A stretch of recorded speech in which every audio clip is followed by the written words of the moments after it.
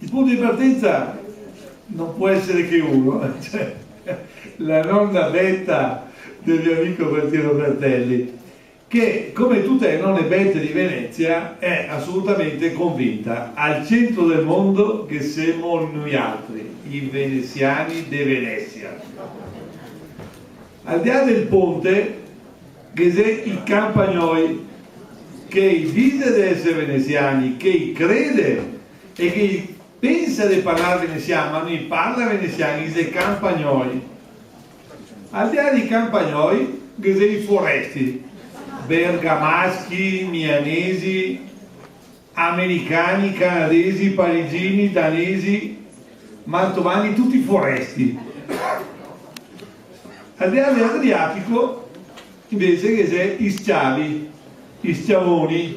A Venezia c'è una riva degli schiavoni che ricorda come noi veneziani, io non posso essere, mi attribuisco una realtà che non ho, cioè che i veneziani sono stati quelli che hanno appiccicato addosso agli slavi un nome che anche in inglese significa schiavi, slaves, in inglese significa contemporaneamente slavi e schiavi.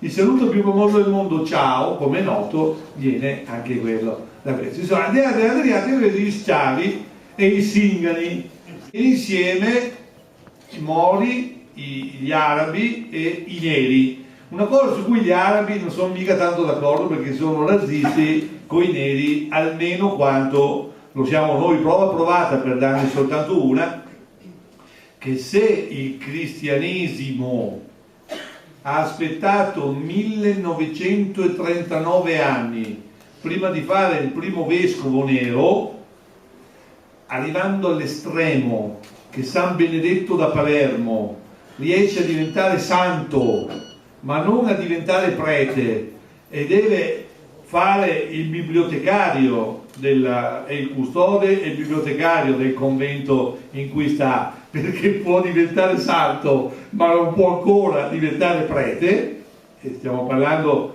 di 4-5 secoli fa, mica di millenni fa.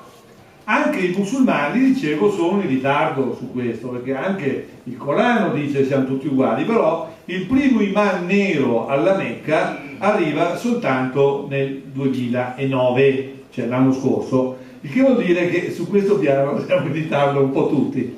Ma voi direte, ma cosa ci fa quest'Africa rovesciata?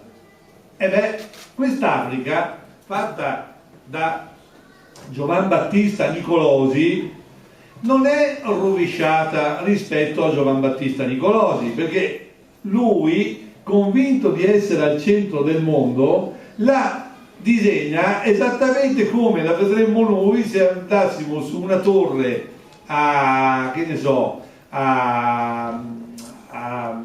Agrigento, no? O a Lampedusa, e facessimo così, in fondo l'Africa la vedremmo esattamente rovesciata. Ed è un'idea che voi trovate in altre mappe geografiche, che ruota tutto intorno a questo discorso iniziale. Cioè l'idea che ha ciascuno di noi di essere il centro del mondo. Un'idea che accomuna la nonna Betta di Gualtiero a Erodoto, il quale scrive che i persiani stimano più di tutti i loro vicini, e poi vengono i popoli che vivono più lontano, e così di seguito. La loro stima diminuisce in proporzione alla distanza, di modo che i popoli cui danno minore importanza sono quelli che vivono più lontano. Erodoto.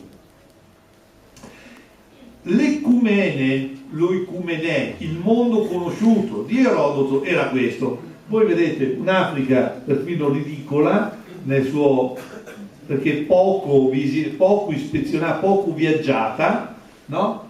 Un'Asia lo stesso, e vedete in qualche modo tutto appiattito. Mano a mano che l'uomo si allarga le sue conoscenze, ecco che l'ecumene si allarga, ed ecco un ecumene, qui siamo intorno al 1500, quindi molti secoli dopo Erodoto, che dà un ecumene che tiene dentro quasi tutto, anche se non c'è ancora l'America. Questo cosa presuppone? Questa idea del mondo presuppone che se tu sei al centro e man mano ti allontani, ci sono degli uomini diversi da te, più ti allontani, più assumono sembianze animalesche. Ed ecco per esempio che nelle antiche carte c'era scritto esattamente questo: hic sunt leones, qui stanno le belve, qui stanno gli animali.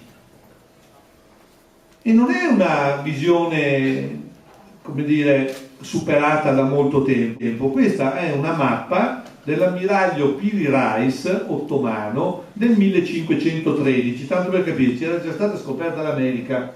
Eppure in alto a sinistra voi vedrete già due creature che vengono spacciate da secoli come abitanti dei paesi esotici, delle Indie, che tenevano dentro le Indie misteriose, sia l'India vera e propria, sia l'Africa, per esempio. Per esempio il prete Gianni, figura mitica che ha alleggiato per alcuni, per una certa epoca per l'Europa, questa creatura che si ergeva difensore dei cristiani contro i barbari, era stato collocato sia in Africa sia in Asia. Ma lì in cima noi vediamo queste due creature, i blemmi, un blemmo e un cinocefalo. I blemmi, eccoli qua. Questo è un affresco di una cattedrale tedesca ed ecco qua i nostri blemmi con creature senza la testa e con la bocca sulla pancia, gli occhi sulla pancia e il naso sulla pancia. Per non dire dei panozzi di cui parla Pomponio Mela nel I secolo d.C., dicendo che sono creature che hanno delle orecchie talmente grandi, ma talmente grandi, che se ne servono come coperte. Per non dire poi degli sciapodi. Gli sciapodi, citati anche da Sant'Agostino, vengono descritti da Sant'Isidoro di Siviglia come dotati di gambe particolari di straordinaria velocità. I greci li chiamano schiopodes perché quando si sdraiano a terra supini per il gran calore del sole si fanno ombra con i propri enormi piedi, un piede solo che serviva come un ombrellone. Se li vede Brunetta in questa posizione qua, manda subito un tornello. Fatto sta che queste creature erano talmente, come dire, conficcate nell'immaginario occidentale, che quando Marco Polo lontano ci va davvero, ci va sul serio, e questa miniatura su Marco Polo è assolutamente meravigliosa, quando torna ha il problema che non gli credano che è andato così lontano. E allora cosa fa?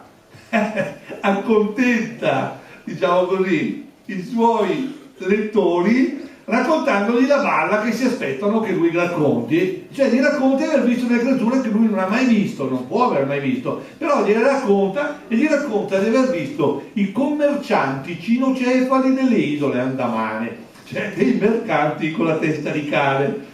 È chiaro che lui non le aveva viste, ma se non avesse raccontato che le aveva viste avrebbe detto: ragazzi, Marco Polo chissà che vai che ne conta, e credo che deve stare lontano che neanche ha visto i cinocefali, non so se mi spiego. E questo vi dà l'idea di come l'aspettativa possa poi stravolgere la storia. Ma chi c'è davvero al centro del mondo, no?